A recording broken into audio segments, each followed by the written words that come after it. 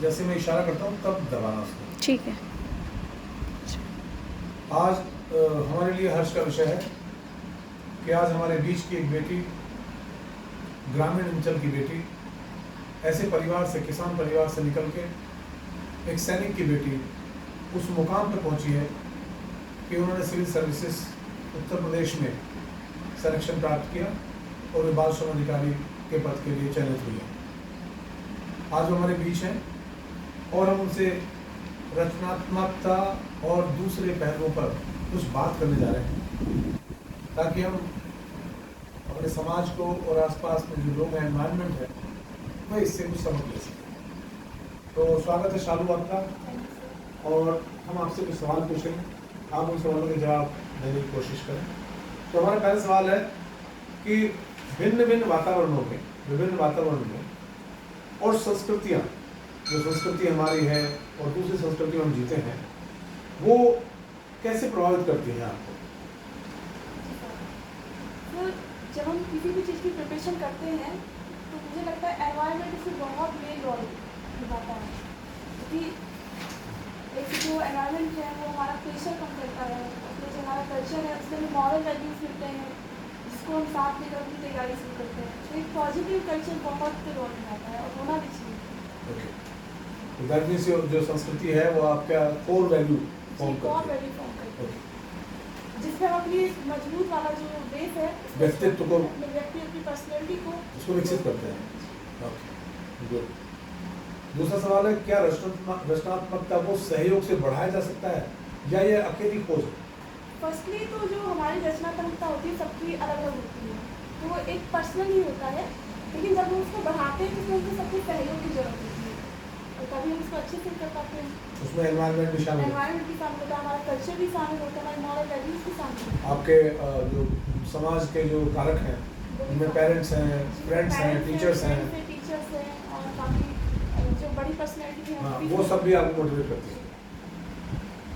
अगला सवाल है कि रचनात्मक प्रक्रिया में यदि विफलता होती है, यदि आप सफल नहीं होते, आप कुछ कंस्ट्रक्टिव काम करने जा रहे हैं, रचनात्मक काम करने जा रहे हैं और किसी वजह से आप उसमें सफल नहीं हो पाते हैं, तो उसका क्या प्रभाव पड़ता है? आप कैसे उसको हैंडल करते हैं, कैसे लेते हैं? तो मुझे लगता है वो एक पॉजिटिव है, एक हमको बूस्ट अप करती है। जो हमारी फेलियर जो होती है, तो हर कोई इंसान अपनी लाइफ में फेलियर होता है और मैंने देखा कि जो फेलियर होते हैं वो टॉप पे पहुँचते हैं। ऐसा कोई है ही नहीं कि जो लगातार सफल हो रहा हो। मील का पत्थर साबित हो। जी सर, और मुझे लगता है फेलियर होती है ना, उनको निखारती है और फेलियर आना बहुत ज़रूरी है, क्योंकि हम सफलता का आनंद तभी ले पाते हैं जब कभी फेलियर होते हैं। जिसने कभी फेलियर नहीं देखी वो कभी सफलता का आनंद नहीं ले पाता है। तो ये हमको एक निखारती, हमारी जो पर्सनैलिटी है, हमारे व्यक्तित्व है, उसको एक निखारती है और हमारी नींव को और स्ट्रॉन्ग करता है, क्योंकि जब हम फेलियर होते हैं तो दूसरी बार बहुत मेहनत से, लगन से और भी तैयार होते हैं। ये आपके टैलेंट को का दूसरा पहलू भी आपको याद दिलाती है जी सर, कि सफलता के अलावा भी कोई विकल्प होता है, तो उसको हैंडल कैसे करना है। सफलता है बहुत जरूरी, मेरे लिए तो बहुत जरूरी है। बहुत जरूरी है। सामाजिक परिवर्तन लाने के लिए जो रचनात्मकता है, जो कंस्ट्रक्टिव आइडियाज हैं, आपके रचनात्मक सोच है, वो समाज में बदलाव लाने के लिए कैसे प्रयोग में आ सकती है?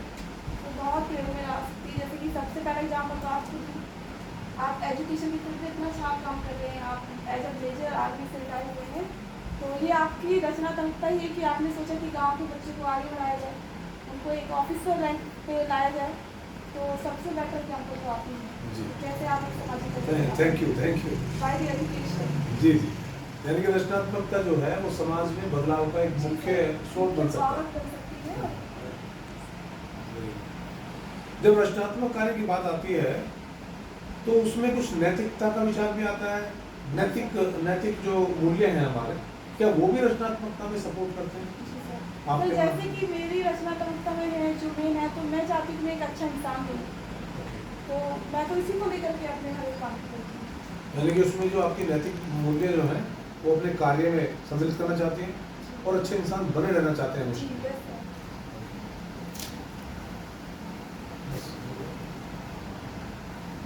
स्टॉप। जैसे मैं इशारा करता हूँ तब दबाना उसको। ठीक है। आज हमारे लिए हर्ष का विषय है कि आज हमारे बीच की एक बेटी, ग्रामीण अंचल की बेटी, ऐसे परिवार से, किसान परिवार से निकल के एक सैनिक की बेटी उस मुकाम पर पहुंची है कि उन्होंने सिविल सर्विसेज उत्तर प्रदेश में सिलेक्शन प्राप्त किया और वे बाल श्रम अधिकारी के पद के लिए चयनित हुए। आज वो हमारे बीच हैं और हम उनसे रचनात्मकता और दूसरे पहलुओं पर कुछ बात करने जा रहे हैं, ताकि हम अपने समाज को और आसपास में जो लोग हैं, एनवायरनमेंट है, वह इससे कुछ समझ ले सकें। तो स्वागत है शालू आपका, और हम आपसे कुछ सवाल पूछेंगे, आप उन सवालों के जवाब देने की कोशिश करें। तो हमारा पहला सवाल है कि भिन्न भिन्न वातावरणों में, विभिन्न वातावरण में और संस्कृतियाँ, जो संस्कृति हमारी है और दूसरी संस्कृति में हम जीते हैं, वो कैसे प्रभावित करती हैं आपको? तो जब हम किसी भी चीज़ की प्रिपरेशन करते हैं तो मुझे लगता है एनवायरनमेंट इसमें बहुत मेन रोल निभाता है, क्योंकि एक जो एनवायरनमेंट है वो हमारा प्रेशर कम करता है, उसमें जो हमारा कल्चर है उसमें मॉरल वैल्यूज मिलते हैं जिसको हम साथ लेकर अपनी तैयारी शुरू करते हैं। तो एक पॉजिटिव कल्चर बहुत रोल निभाता है और होना भी चाहिए। ओके, तो दैट मीन्स जो संस्कृति है वो आपका कोर वैल्यू फॉर्म कोर करती है। वैल्यू फॉर्म करती ओके, है, जिसमें हम अपनी मजबूत वाला जो बेस है व्यक्तित्व को, व्यक्ति अपनी पर्सनैलिटी को उसको विकसित करते हैं। Okay, good. दूसरा सवाल है, क्या रचनात्मकता को सहयोग से बढ़ाया जा सकता है या ये अकेली खोज है?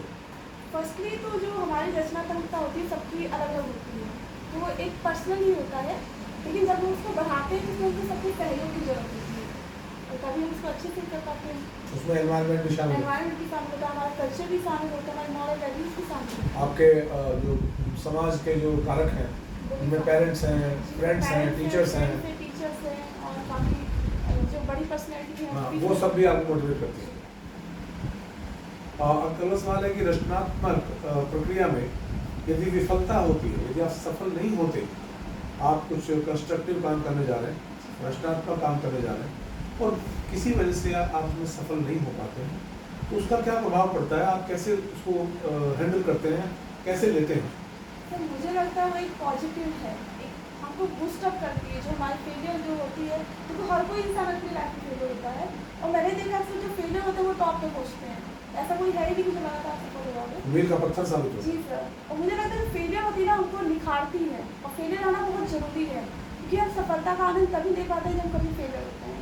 जिसने कभी फेलियर नहीं देखी वो कभी सफलता का आनंद नहीं ले पाता है। तो ये हमको एक निखारती है, हमारी जो पर्सनैलिटी है, हमारे व्यक्तित्व है, उसको एक निखारती है और हमारी नींव को और स्ट्रॉन्ग करता है, क्योंकि जब हम फेलियर होते हैं तो दूसरी बार बहुत मेहनत से, लगन से और भी तैयार होते हैं। ये आपके टैलेंट को का दूसरा पहलू भी आपको याद दिलाती है जी सर, कि सफलता के अलावा भी कोई विकल्प होता है, तो उसको हैंडल कैसे करना है। सफलता है बहुत जरूरी, मेरे लिए तो बहुत जरूरी है। बहुत जरूरी है। सामाजिक परिवर्तन लाने के लिए जो रचनात्मकता है, जो कंस्ट्रक्टिव आइडियाज हैं, आपके रचनात्मक सोच है, वो समाज में बदलाव लाने के लिए कैसे प्रयोग में आ सकती है? तो बहुत प्रयोग में आ सकती है। जैसे कि सबसे पहला एग्जाम्पल तो आप एजुकेशन के फील्ड में इतना अच्छा काम कर रहे हैं, आप एज अ मेजर आर्मी से रिटायर हुए हैं, तो ये आपकी रचनात्मकता ही है कि आपने सोचा कि गांव के बच्चे को आगे बढ़ाया जाए, उनको एक ऑफिसर रैंक पे लाया जाए, तो सबसे बेटर एग्जाम्पल तो आप ही हैं। कैसे आप सामाजिक थैंक यू बाय एजुकेशन। जी जी, यानी कि रचनात्मकता जो है वो समाज में बदलाव का एक मुख्य स्रोत बन सकता है। जब रचनात्मक कार्य की बात आती है तो उसमें कुछ नैतिकता का विचार भी आता है। नैतिक जो मूल्य हैं हमारे, क्या वो भी रचनात्मकता में सपोर्ट करते हैं? तो जैसे कि मेरी रचनात्मकता में है जो मेन है, तो मैं चाहती हूँ मैं एक अच्छा इंसान हूँ, तो मैं तो इसी को लेकर के अपने हर काम करती हूँ। यानी कि उसमें जो आपकी नैतिक मूल्य जो है वो अपने कार्य में सम्मिलित करना चाहती हैं और अच्छे इंसान बने रहना चाहते हैं हमेशा।